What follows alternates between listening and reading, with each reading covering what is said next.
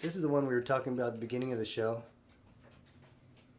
With a look how wide this bracelet is. It's like a bracer.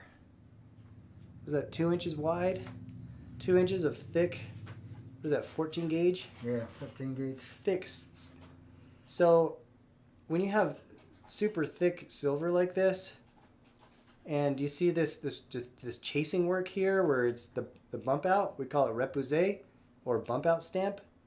That is difficult to do because that silver is so thick. How did you do that? I had to anneal the plate. Yeah. And once I started going, then I would heat it up to. Then when it's still hot, I put it back into that die and then heat it again. Oh yeah. And it's Keep it easier. hot.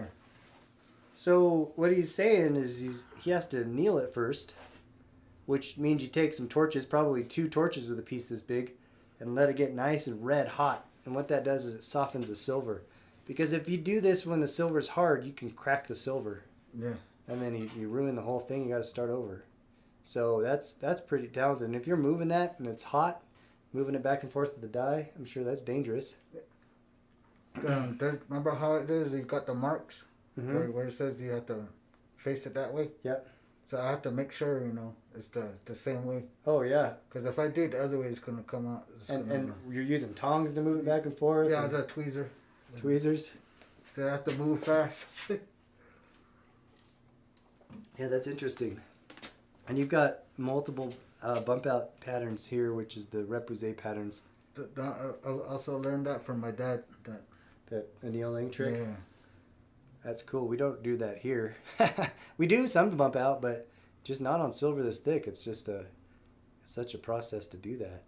So we've got that Royston stone centered, bringing color to the piece. Rope wire border, and then we have that. If you can, I don't know if you can see that. Can you see that 3 dimension there? On the back side, I'm sure you can see it there. That concho stamp. Hand stamp. We've got some of these. There's those lightning arrows again, and this is like a corn design. You've had that one on there too. You've got some unique style on your stamp work, probably because you have access to some of those old stamps. Yeah.